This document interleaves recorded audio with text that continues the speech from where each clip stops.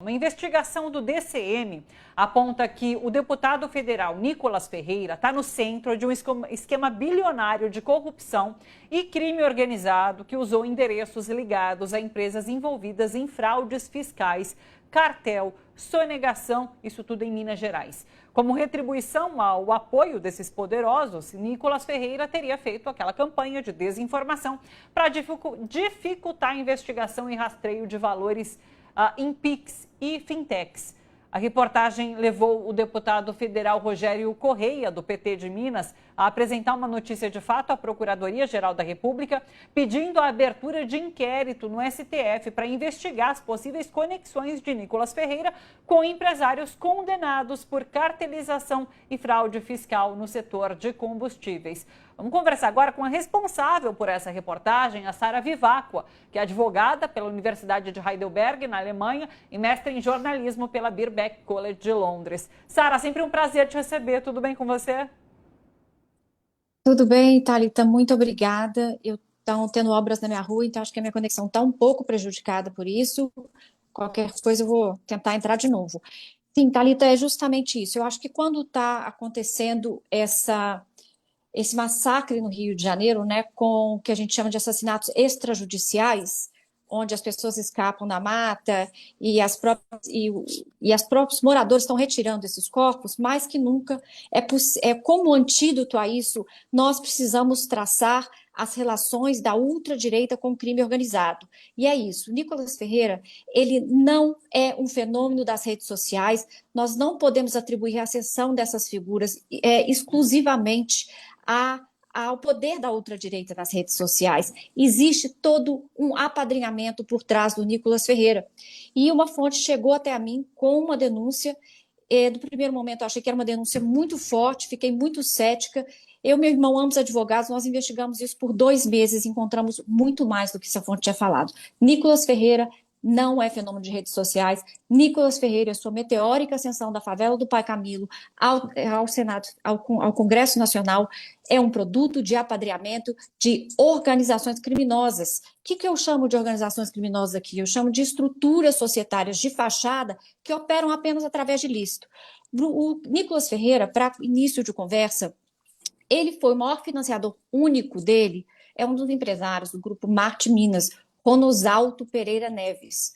O Ronosalto, ele confessou em delação premiada de que lavou dinheiro para a JBS, para o Joesley Batista, a pedido de Aécio Neves. Esse dinheiro foi, então, veiculado para financiar a campanha do Aécio Neves.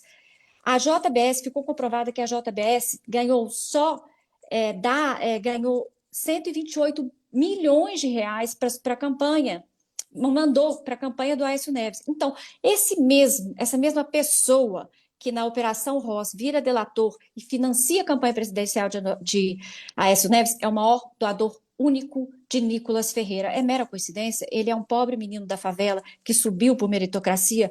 Eu não tenho tanta certeza. Mas isso não é o início, não é tudo. Ele tem outras relações muito mais obscuras que catapultam ele ao Congresso Federal. Uma delas é as suas associações com a Dupap Empreendimentos. O Nicolas Ferreira fez todas as suas campanhas eleitorais num imóvel abandonado em Belo Horizonte, um posto de gasolina inoperante que chamava Posto Jéssica. Esse Posto Jéssica, ele é rebatizado como Posto Veneto e nunca funciona. Ele era um posto fantasma. E o Nicolas faz um contrato de aluguel residencial entre 2 CNPJs, a campanha eleitoral dele, para poder fazer sua campanha ali mesmo nesse posto. Ele chamou de QG Bolsonaro e convidou o Bruno Engler. Ele fez o que a gente chama no direito de cessão de uso gratuito daquele comitê eleitoral. Quem está por trás desse imóvel? Quem está por trás desse imóvel são 2 empresários, Augusto e Cirro Picarro. Augusto e Cirro Picarro têm pelo menos 3 postos de gasolinas, autuado milionariamente na Operação Mão Invisível, que deflagrou a maior operação de cartéis de postos de gasolina em Minas Gerais. Mas não é só isso, Thalita. Esses 2 irmãos, eles foram condenados também pessoalmente como co-obrigados pelo Conselho Contribuinte de Minas Gerais por fraude fiscal. E eles faziam outras coisas. O que eles faziam? Alteravam bomba, caixa 2 falsificação de documentos, fraude fiscal. Essas são as pessoas com o qual, junto, Nicolas estruturou sua campanha. Essas duas mesmas pessoas acumulam mais de 180 processos trabalhistas. Nós não estamos falando aqui de um risco empresarial, nós estamos falando de devedores sistemáticos do governo, a custo do trabalhador. E agora tem uma investigação criminal também com esses dois atores, qual o Nicolas Ferreira se associou para fazer as campanhas. Nicolas Ferreira é filho do crime organizado, é isso que a gente pode concluir. Ô Sara, inclusive, a gente, quando daquela campanha de desinformação sobre o Pix, a gente, de alguma forma, levantou essa possibilidade, porque naquela época, quem se beneficiaria com aquela campanha seria, de fato, o crime organizado. Isso foi levantado na época. O que você faz agora com essa reportagem é relacionar de fato, assim, via investigação, o que é esse contexto por trás de Nicolas Ferreira e a forma como ele está atuando. Ele atua a partir de uma resposta a quem o financiou, é isso. Exatamente, Thalita, fica comprovado. Quando o Nicolas Ferreira vai nas suas redes sociais e faz aquela grande desinformação, ele vai contra uma normativa, uma instrução normativa que visava regularizar justamente isso, a lavagem de dinheiro das fintechs pelo Pix. O Nicolas faz uma campanha de desinformação falando que seria um controle arbitrário sobre o Pix, e essa normativa ela tem que ser, então, segundo as autoridades, não conseguiram implementar.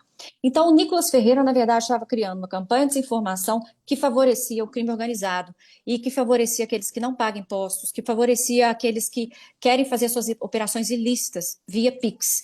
Isso não é mera coincidência, isso não é retórica ideológica, isso chama-se apadrinhamento, ele está pagando os seus padrinhos políticos. Nicolas Ferreira é uma personificação. E aqui a gente tem que tentar entender que existem essas estratégias da ultradireita com o crime organizado. Nós precisamos investigá-las, nós precisamos elucidá-las e não satisfazer com simples explicações por que alguém chega ao Congresso Nacional. Temos que seguir o dinheiro e dar uma olhada. E é muito curioso, Thalita, que ele faz essa sessão ao Bruno Engler. O Bruno Engler fez várias campanhas de desinformação para poder beneficiar os interesses de postos de combustíveis em Minas Gerais. E nós sabemos que os postos de combustíveis, muitas vezes, é onde é lavado o dinheiro do tráfico, por exemplo. E o Bruno Engler, não satisfeito, ainda faz uma lei, tenta puxar uma lei na Assembleia de Minas Gerais para poder alterar a base de ICMS para favorecer também os postos de gasolina. Então, quando o Rogério Correia pede a abertura de inquérito no STF, um inquérito eleitoral e criminal, para que investigue-se a fundo quem está por trás da ascensão de Nicolas Ferreira. Nós estamos aqui exatamente isso. Aquilo que se intuía de que esse discurso dele não era aleatório, não era um discurso isolado, era realmente com as suas conexões e a sua origem. E é isso que a reportagem traz. Esse link que as pessoas instruíam está aqui, com todos os documentos. Quem quiser ver a reportagem, documentos judiciais, contratos do Nicolas Ferreira, os próprios documentos eleitorais dele. E é muito interessante, Thalita, que o Nicolas Ferreira ficou calado diante disso tudo. Ele não falou com a gente, mandou um e-mail para ele, não obtemos nenhuma resposta, e ele continua calado, exaltando a matança no Rio de Janeiro. Sim, bem observado. Laura? Eu queria fazer uma pergunta, tudo bem, Sara? Eu queria te perguntar o seguinte, quer dizer, eu acho isso que você está falando fundamental. A gente tem que explorar essas vinculações da extrema-direita com o crime organizado.